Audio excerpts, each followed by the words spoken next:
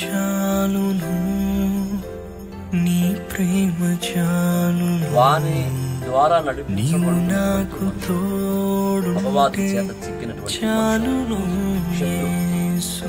అయితే ఆ శత్రువులను మనం నీ జయించాలంటే కృప మొదటి శత్రువు కంటే మనకి ఎక్కువ బలం ఉండాలి. నీ ప్రేమ చాలు, శత్రువు కన్నా ఎక్కువ బలం ఉన్నప్పుడు మనం భయపడాల్సిన నీవు అవసరం నాకు లేదు. ఎప్పుడు భయపడతాము అంటే శత్రువు మనకన్నా శక్తి గలవాడని, శత్రువు ఎదుట మనకి శక్తి సామర్థ్యాలతో నీవు లేని జీవితం అంధకార బంధురం, నీవు లేని జీవితం అంధకార బంధురం, నీవు నాకు తోడుంటే చాలును యేసు, నీవు నాకు తోడుంటే చాలును యేసు.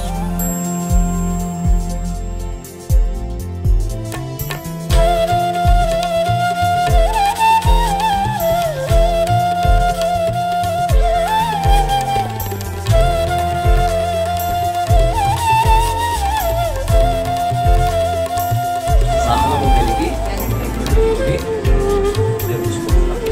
ఈ లోకంలో మనం చాలా విషయాల్లో సహనంతోనే తెలియదు.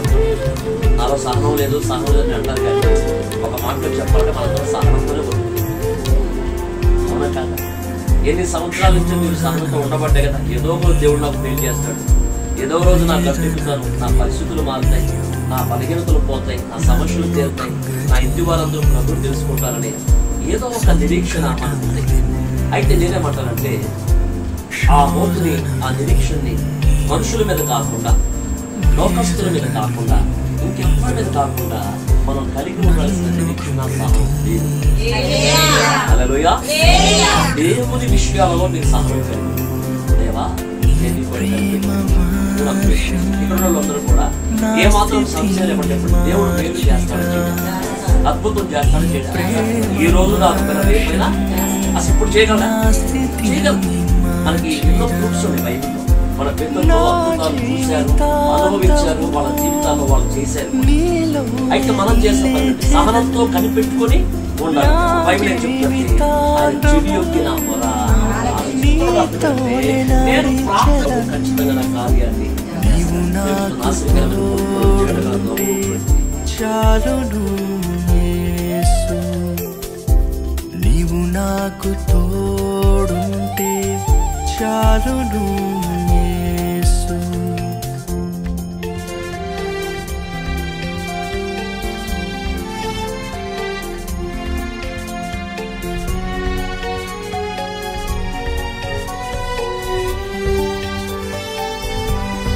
అదే పరిశుద్ధాత్మ బాప్తిసం దేనికయ్యాడు? పరలోకంలో గుర్తింపు. పరలోకం గుర్తించాలంటే కొన్నిసార్లు మనకి అయితే ఇక్కడ బైబిల్ చెప్తుంది వారి సంఘంలో దాని మంట భక్తి ఈ రాత్రికాల సమయం గుర్తుపెట్టుకోండి. మనలో భక్తిహీనత కాలిపోవాలంటే పరిశుద్ధాత్మ అగ్ని సంఘం తెలుసు. పరిశుద్ధాత్మ అగ్ని నాలుగు మేడగదులకు ఎప్పుడు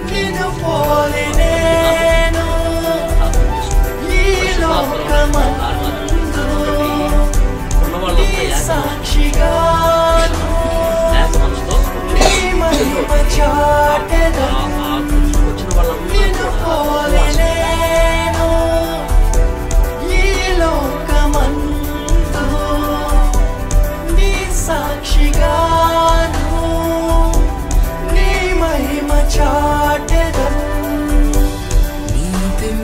వాక్యం ఈ జగాను చాటెదన్, నీ ఆత్మాభిషేకం నాకు నొసగుదేవా, నీ దివ్య వాక్యం ఈ జగాను చాటెదన్, నీ ఆత్మాభిషేకం నాకు నొసగుదేవా. ఆ ఇంట్లో దుఃఖం పోవాలంటే ఎవరు స్థలం ఇవ్వాలి? యేసు ప్రభు స్థలం. యేసు ప్రభు వచ్చి అన్నాడు లే అనగానే ఆ చిన్నది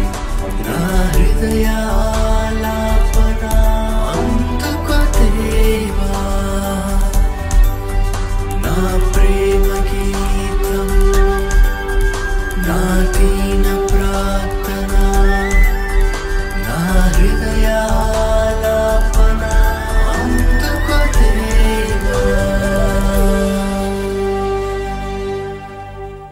నీ కృప చాలును నీ ప్రేమ చాలును నీవు నాకు తోడుంటే చాలును యేసు నీ కృప చాలును నీ ప్రేమ చాలును నీవు నాకు తోడుంటే చాలును అని ఏ స్టేజ్ దగ్గర ముందు మోకాళ్ళు వేసి 3 సార్లు ప్రార్థన చేసినోళ్ళు తెల్లవారుజాము ప్రార్థన ఎట్లా చెప్పండి 3 సార్లు ప్రార్థన చేసిన వాళ్ళు దావీదు తర్వాత తెల్లవారుజాము ప్రార్థన చేసిన వ్యక్తిలో ఉన్నారు దావీదు అంటేదా యెహోషువ ప్రార్థన చేశాడా ఇంకా బైబిల్ అబ్రహాం చేశాడా వేకువజామున ఏం చేయాలి మోకాళ్ళు చేయాలి ప్రార్థన చేయాలి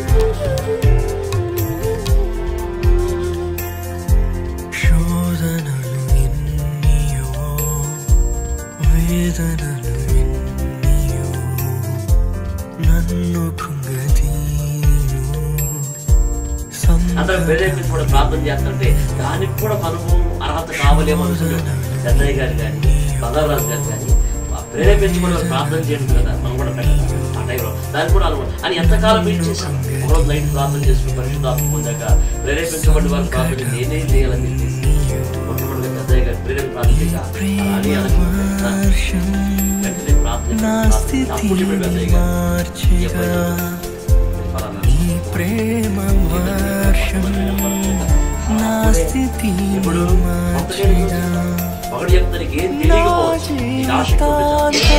నీకు ఏం రాకపోవచ్చు నీకు ప్రభు అంటే ఆ ఇంట్రెస్ట్ ఇష్టం దేవుడు నిన్ను ఎట్లా వాడుకోవాలి జీవితాంతము నీతోనే నడిచెదన్ నీవు నాకు తోడుంటే చాలును సమకూడి జరుగుతున్న బైబిల్ చెప్తుంది ఈరోజు గమనించాల్సింది దేవుణ్ణి ప్రేమించే వారికి మరి అన్ని సమస్తం సమకూడి దేవుడు మేలు కొరకే జరిగిస్తాడు అయితే మేలు డైరెక్ట్గా జరగకపోయిన కొన్నిసార్లు ఇబ్బంది అనారోగ్యం శ్రమ వస్తాయి కానీ వాటన్నిటిలో కూడా మేలునే బయట చేస్తాడు మీకు అర్థం కావాల్సిన విషయం శ్రమలో కూడా మేలు చేస్తాడు ఇరుకులో కూడా మేలు చేస్తాడు అందుకనే బైబిల్ అంటుంది నేను నీ కట్టడం నేర్చుకున్నట్టు శ్రమ నుండి ఉండుట సో శ్రమలో కూడా ఏం నేర్పించాడు దేవుడు కట్టడం నేర్పించాడు సార్లు కావాలండి మనకు వచ్చే శ్రమ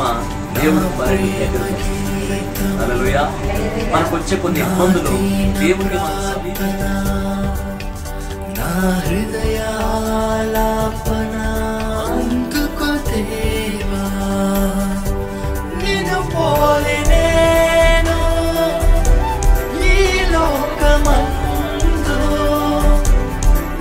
సాక్షిగాను నీ మహిమ చాటెదన్ నిన్ను పోలి నేను ఈ లోకమందు నీ సాక్షిగాను యేసు ప్రభు ఉన్న కారణం ఆ ఇల్లు ఖాళీ లేకుండా నేను తెలుసు కదా యేసు ప్రభు ఆ ఇంటి వాళ్ళందరితో కదా మనిషిలో ఉండాలి బైబిల్లో చెప్పిన యేసు ప్రభుని తన ఇంటికి తెచ్చుకోవడం కోసం సగభాగం అభిషేకం ఏం తెలుస్తుంది? విశ్వాసం కూడా కాదు. ఒక అన్యుడికి అట్లాంటి త్యాగం, అట్లాంటి సాక్రిఫైస్ మైండ్ వస్తుంది. ఈరోజు వాక్యం వింటున్న మనకి ఎంతైనా యేసు ప్రభు నా ఇంటికి రావడానికి నాకు అర్థంగా మీకేం కనిపించిందో అన్నారు పాపండి అన్యాయస్తులు. అప్పుడు ఎక్కడ వాళ్ళ మాటలు యేసు ప్రభు ఆగిపోతారండి, జక్కేస్తారు. మీ దగ్గర ఎవరైనా అన్యాయంగా తీసుకుంటే మీరు ఆ సిచ్యువేషన్లోకి వెళ్ళి అవుతారు. నేను చెప్పడం మీరు అంటాను సిచ్యువేషన్ జనం అంతా కోరుకుంటారు. వాళ్ళకి వెళ్ళొద్దు, వాళ్ళకి వెళ్ళొద్దు, వాళ్ళకి వెళ్ళి తేగలేస్తున్నారు జనం అంతా. అతను పాపి, మంచోడు కాదు, అన్యాయస్తున్నాడు. అట్లాంటి సమయంలో జక్కయ్య భయం వేసింది. అమ్మో, ఈ రక్షకుడు నా ఇంటికి రాడేమో, నా ప్రభు నా ఇంటికి రాడని చెప్పేసి, అయ్యా మీ దగ్గర నేను తీసుకున్నా, అన్యాయంగా తీసుకున్నానా? నా దగ్గర 100 తీసుకున్నాం, నా దగ్గర 500 తీసుకున్నాం. మీలో ఎవరి దగ్గర నేను ఒక 100 తీసుకుంటే లేదా ఒక 1000 తీసుకుంటే దానికి నేను 400 ఇచ్చేస్తాను. ఏం చేస్తాను? 400 ఇచ్చేస్తాను. ఇంకా చెప్పమంటారా? ఇంకా యేసు ప్రభుని సంతోషపెట్టకపోతే నా ఆస్తులు సగభాగం తెలుస్తుంది.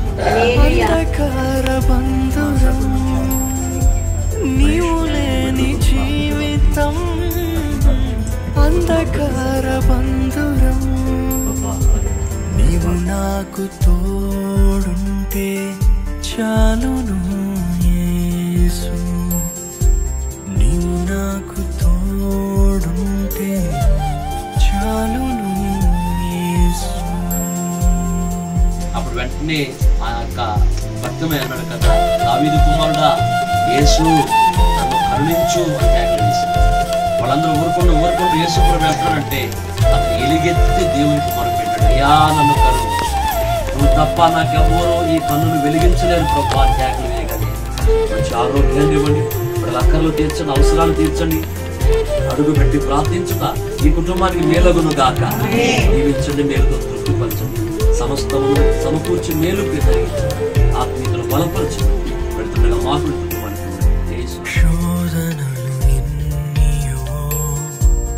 వేదనలు ఎన్నియో నన్ను కృంగదీయు, సంకటములెన్నియో శోధనలు ఎన్నియో వేదనలు ఎన్నియో నన్ను కృంగదీయు, సంకటములెన్నియో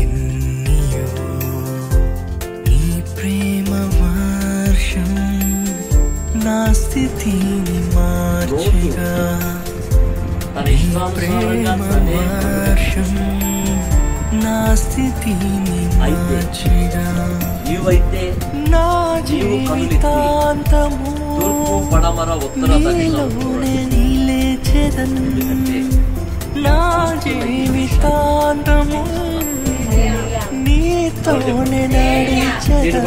అర్థం కావాల్సిన విషయం ఏంటంటే, నీవు నాకు మనం చూసుకుందాం ఎలా, దేవుడు చూసిన ఎలా. వాళ్ళందరూ చెప్పండి, పిల్లలు ఆడపిల్లలు తెలియదు.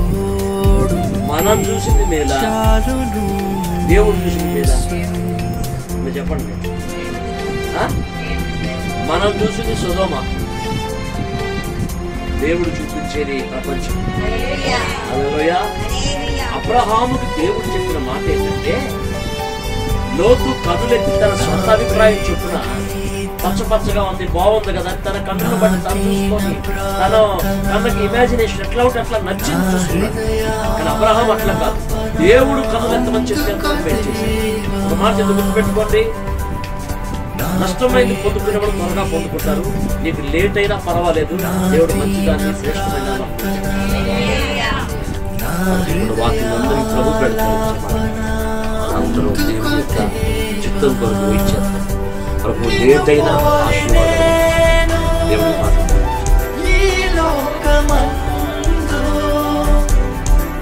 సాక్షిగాను నీ మహిమ చాటెదన్, నిన్ను పోలి నేను ఈ లోకమందు నీ సాక్షిగాను నీ మహిమ చాటెదన్,